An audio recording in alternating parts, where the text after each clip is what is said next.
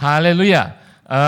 Sungguh sukacita bertemu dengan saudara saat ini. Saya lebih sukacita lagi bahwa minggu depan kita akan bertemu secara fisik. Gereja Tuhan di ICA sudah dibuka untuk kita beribadah bersama-sama. Saya percaya semuanya sudah rindu.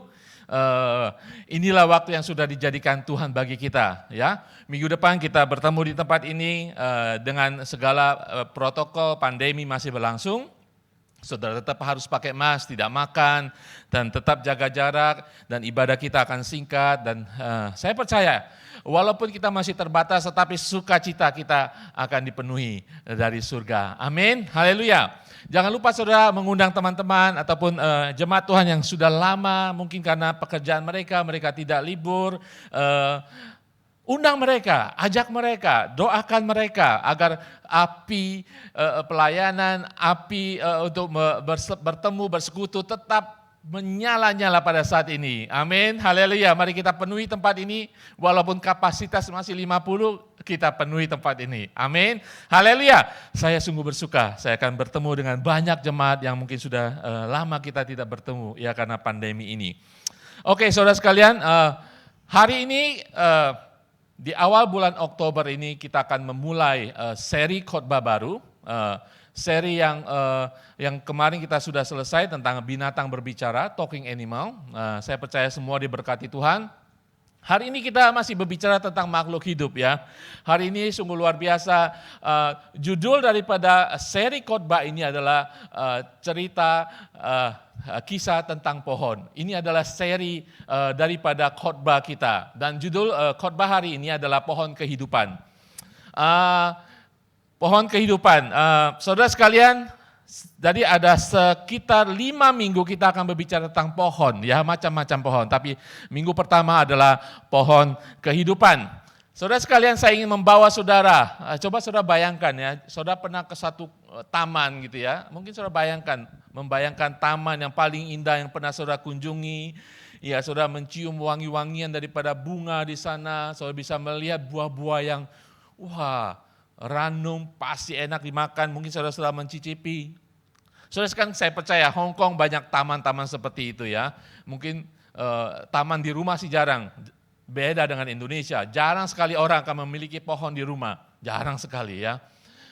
Tetapi di Hong Kong banyak sekali taman, banyak sekali hutan yang bisa kita kunjungi. Saya percaya saudara yang hiking, saudara yang piknik ke gunung-gunung, saudara menikmati alam semesta ini, alam yang ada di Hong Kong. Ya, taman-taman dan pohon. Saudara bayangkan saudara saat ini. Dan kita akan berbicara banyak tentang pohon saat ini. Saudara tahu seri ini mengenai pohon ya. Kalau saya memulai pertanyaan, dalam kehidupan kita, kehidupan fisik kita, pohon memegang peranan penting, betul saudara ya? Pohon merupakan sumber air tawar buat kita, perlindungan, tempat kita berteduh. Pohon merupakan sumber makanan, di mana kalau kita punya kebun itu adalah sumber makanan buat kita.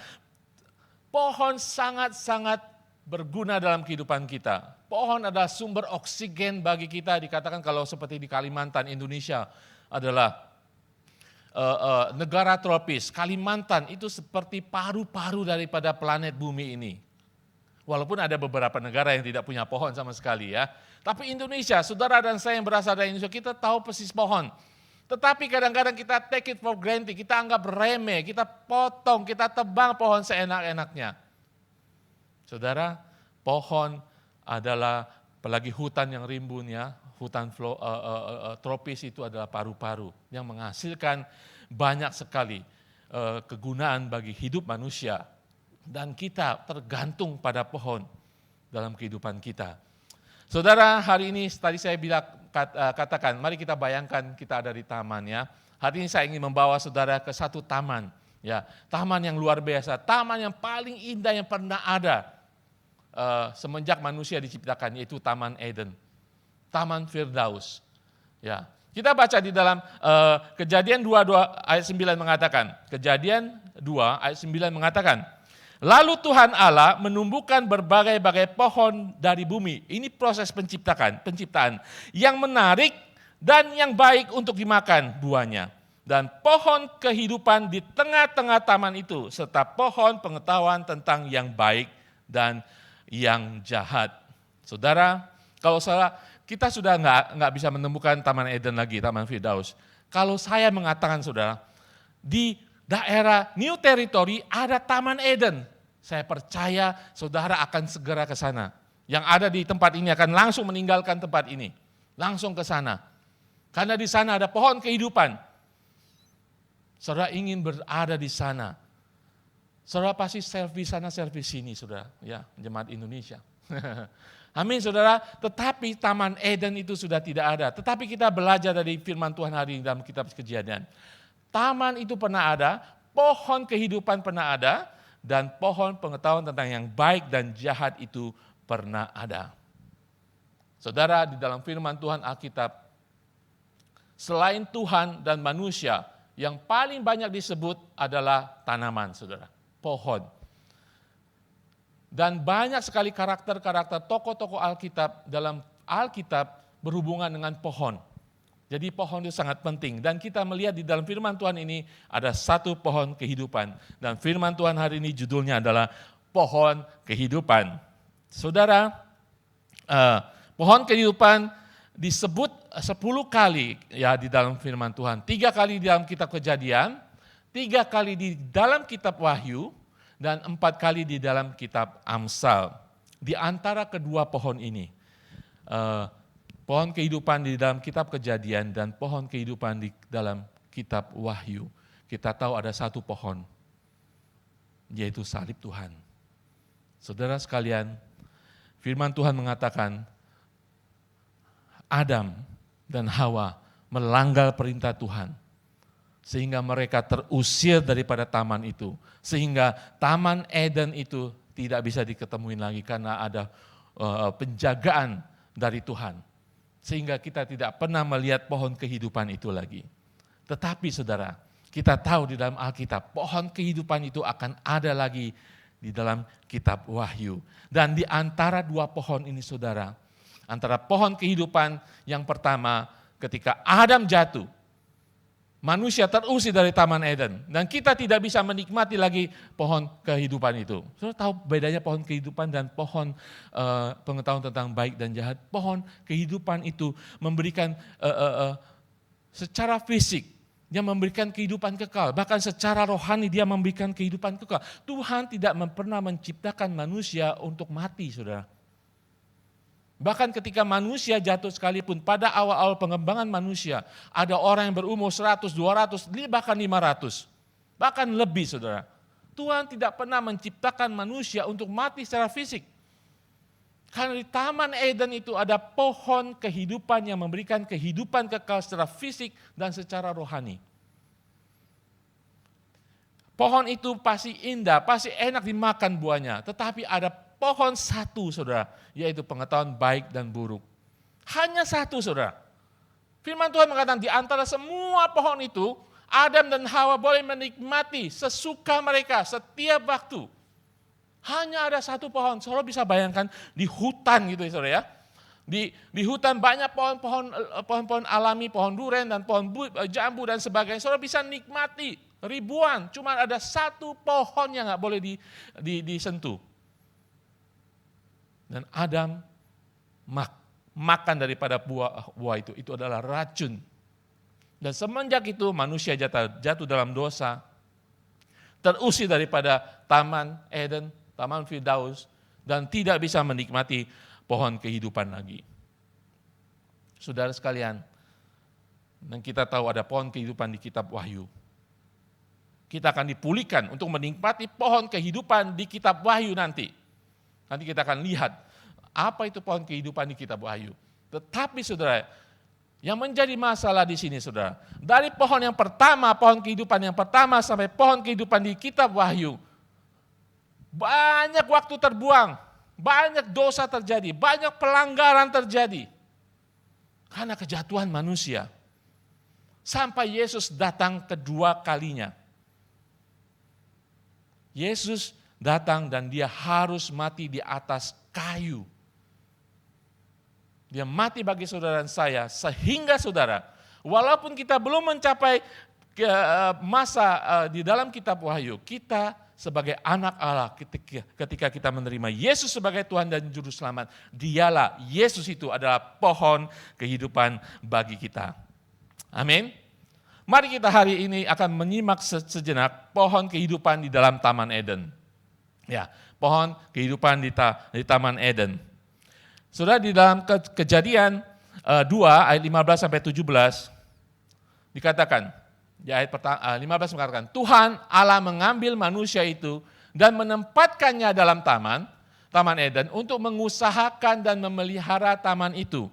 Ayat 15 ini berbicara tentang tujuan Tuhan ketika dia menciptakan Taman Eden dengan segala pohon dan sebagainya. Tujuannya adalah untuk mereka bekerja, mengusahakan taman itu dan kemudian menjaganya. Menghasilkan sesuatu dan menjaganya. Saudara, pada hari-hari ini saudara,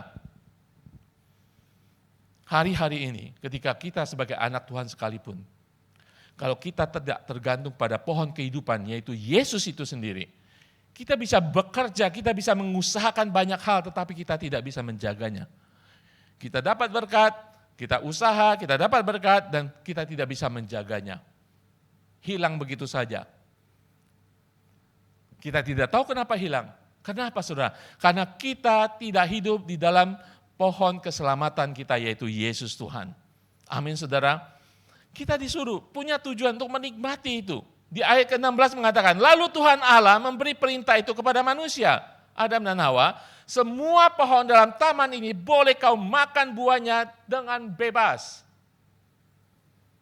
Tujuan Tuhan untuk memberikan pohon di dalam Taman Eden adalah untuk kita menikmati, untuk Adam menikmati. Saudara, Adam dan Hawa diciptakan serupa dengan gambar Allah. Ya, seperti saudara dan saya. Artinya apa? Artinya kita bertanggung jawab sebagai representasi daripada Allah. Perwakilan Allah di muka bumi ini. Dan kemudian manusia diciptakan Adam dan Hawa untuk bisa bertanggung jawab, mengelola, merawat bumi ini dan menikmatinya. Ya, kita tahu Adam sudah jatuh dalam dosa dan kita menerima berbagai-bagai akibatnya. Kita banyak manusia menjadi berdosa, tergantung pada dunia, kita memberontak kepada Allah. Ketika anak Tuhan mendapat berkat, kita tidak tergantung pada pohon kehidupan dalam Yesus Tuhan, pohon keselamatan kita. Apa yang kita dapat, kita tidak bisa keep, kita tidak bisa menikmati. Saudara sekalian, pohon kehidupan Yesus, Dia ingin memberikan buah-buah yang baik dalam kehidupan kita. Dia ingin kita menikmati kehidupan kita di dalam Yesus Tuhan. Amin saudara. Walaupun pohon kehidupan sudah hilang, di dalam Yesus kita menemukan pohon keselamatan, pohon kehidupan, di mana dari pohon itu mengalir segala sumber kehidupan bagi kita semuanya. Amin. Haleluya. Di dalam kitab Kejadian 3:24 mengatakan, Ia menghalau manusia itu dan di sebelah timur Taman Eden ditempatkannya beberapa kerup dengan pedang dan menyala-nyala dan menyambar-menyambar untuk menjaga jalan ke pohon kehidupan. Tidak ada akses ke pohon kehidupan lagi. Amin. Karena manusia sudah jatuh. Saudara, kita tahu kitab Wahyu. Mari kita lihat kitab Wahyu. Apa yang akan terjadi dalam pohon kehidupan nanti yang sudah kita nantikan, menggantikan pohon kehidupan yang pertama di dalam kitab Kejadian. Di dalam Wahyu 2 ayat 7 mengatakan, siapa bertelinga hendaklah ia mendengarkan apa yang dikatakan Roh kepada jemaat-jemaat. Barang siapa menang, ia akan kuberi makan dari pohon kehidupan yang ada di Taman Firdaus Allah. Haleluya. Suatu saat kita akan menikmati buah dari pohon kehidupan di Taman Firdaus nanti. Saudara, ayat Wahyu 22 ayat 2 lebih lagi mengatakan, di tengah-tengah jalan kota itu, Yerusalem baru, yaitu di menyeberang sungai itu ada pohon kehidupan yang berbuah 12 kali, tiap bulan sekali, dan daun pohon-pohon itu dipakai untuk menyembuhkan bangsa-bangsa. Haleluya saudara, pohon kehidupan nanti yang akan kita nikmati buahnya tidak mengenal musim dan selalu berbuah dan berbuah. Itu janji Tuhan bagi setiap kita. Amin. Dan lebih lagi janji Tuhan bagi kita yang sudah dibasuh dalam darah Tuhan, yang menerima darah Tuhan. Di dalam ayat ke-14, Wahyu 22, berbahagialah mereka yang membasuh jubahnya, membasuh dengan darah Tuhan. Mereka akan memperoleh hak atas pohon-pohon kehidupan dan masuk melalui pintu-pintu gerbang ke dalam kota itu. Itulah anugerah bagi kita semuanya, anugerah bagi saudara dan saya. Amin, saudara. Nah, tadi kita berbicara tentang pohon kehidupan di Taman Eden, pohon kehidupan di Yerusalem baru.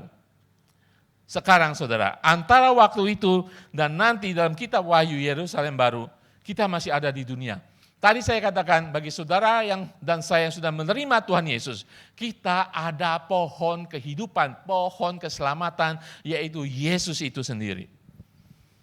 Saudara, mari kita nikmati pohon di dalam Yesus itu. Amin. Tuhan dapat memulihkan semua yang hilang karena kejatuhan manusia. Pohon kehidupan itu ada hari ini bagi saudara dan saya.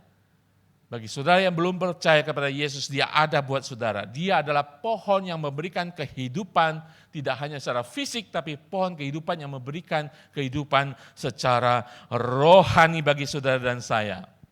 Dan saudara dan saya akan disebut sebagai pohon. Amin. Kita lihat firman Tuhan di dalam Mazmur 1 ayat 2 dan 3. Tetapi yang kesukaannya ialah Taurat Tuhan, dan yang merenungkan Taurat itu siang dan malam.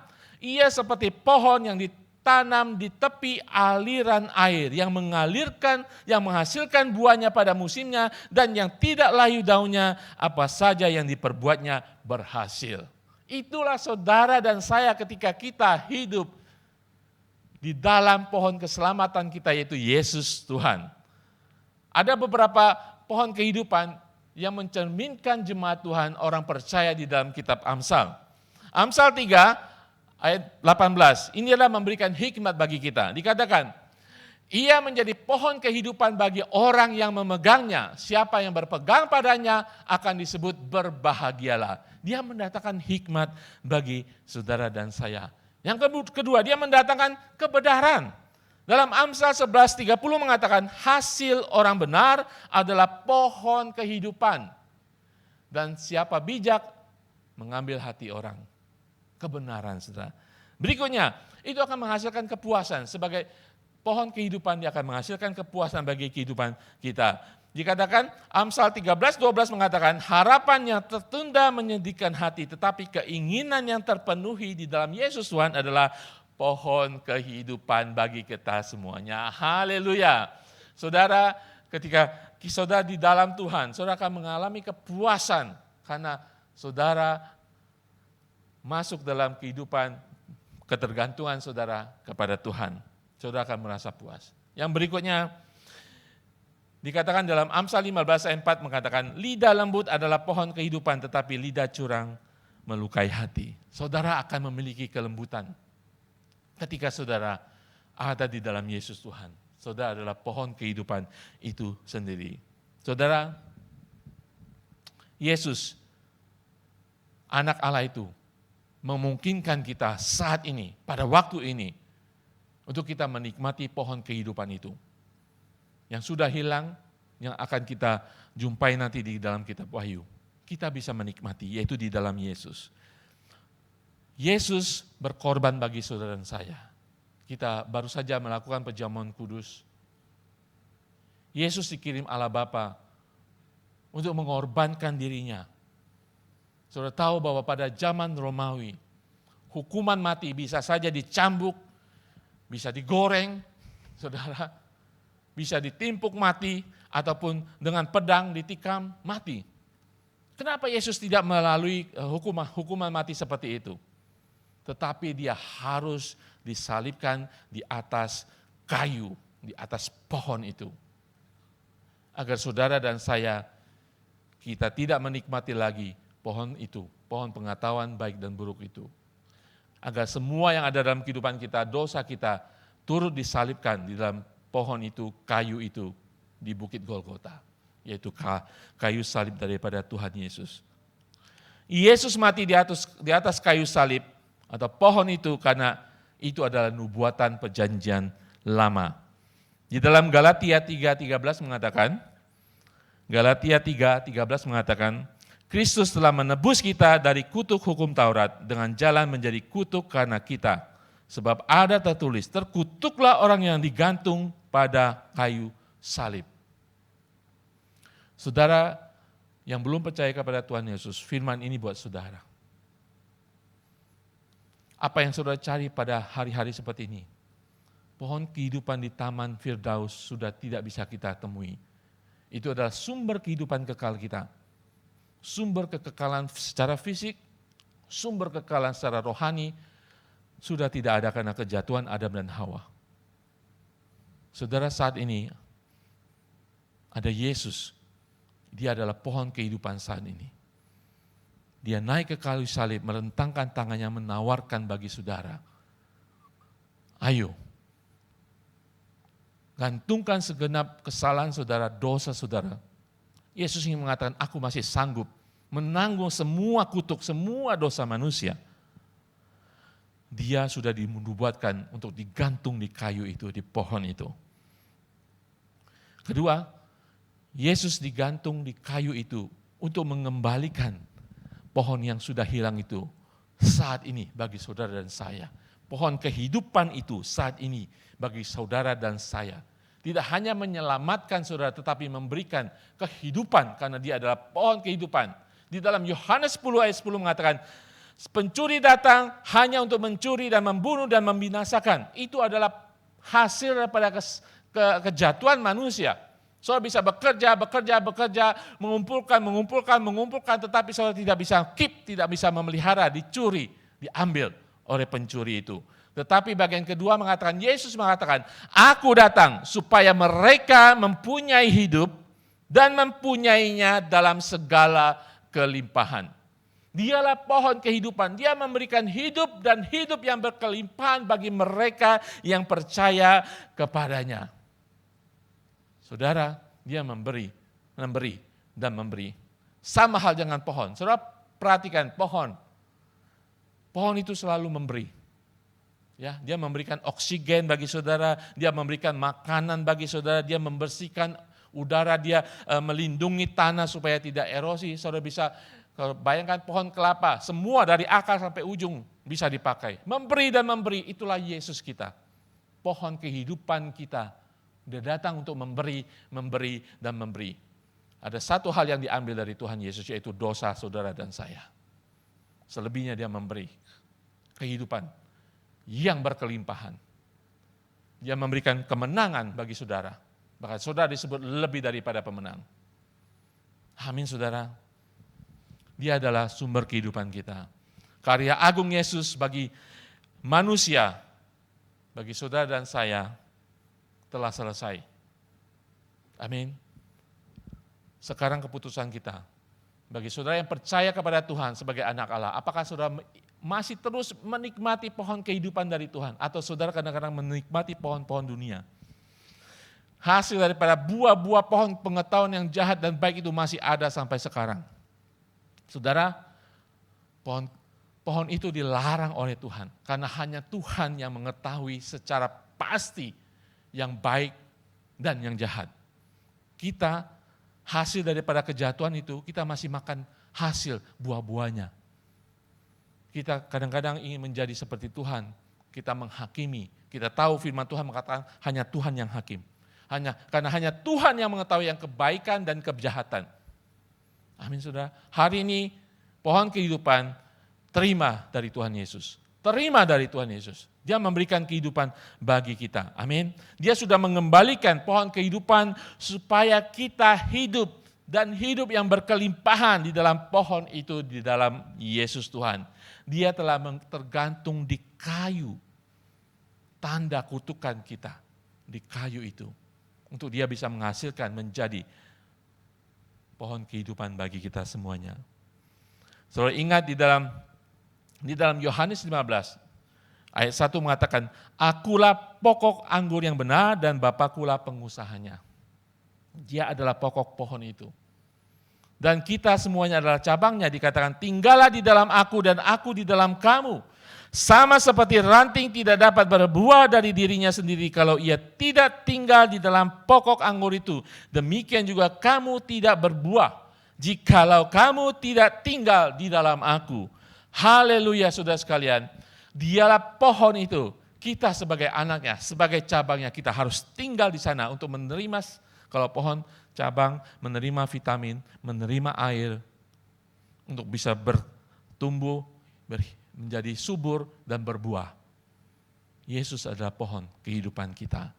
Saudara, pertanyaan saudara dan bagi saudara dan saya saat ini, bagaimana kita hidup saat ini? Mengikuti dunia, masih menelan buah-buah dari pohon kebenaran, pengetahuan akan baik dan buruk, atau kita menikmati buah-buah dari pohon kehidupan di dalam Yesus saat ini?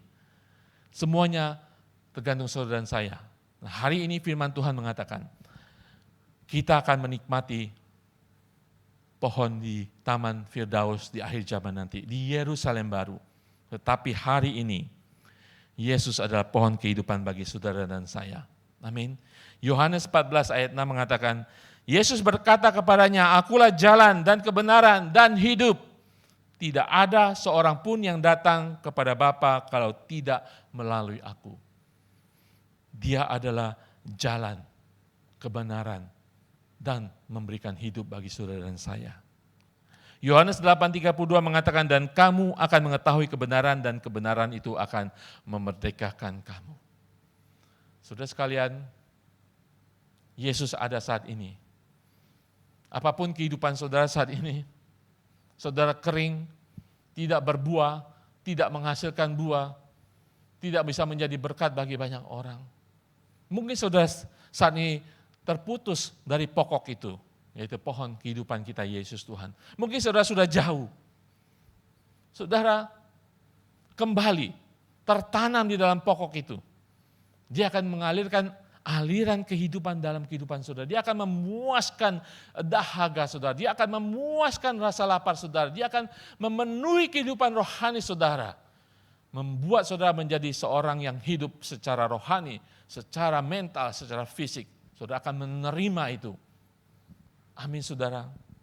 Apa kata saudara saat ini? Pertanyaan. Apakah saudara menikmati pohon-pohon dari dunia? Atau pohon dari pohon kehidupan yang ditawarkan Tuhan Yesus? Kalau ada saudara mendengarkan firman Tuhan ini, Yesus masih sama. Dia ingin semua orang, semua manusia datang kepada dia untuk menikmati dia.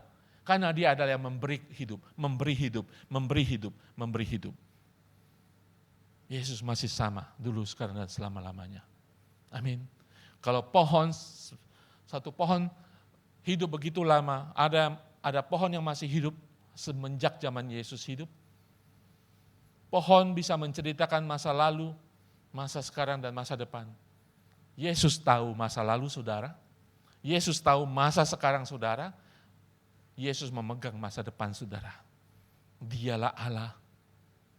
Dialah pohon kehidupan.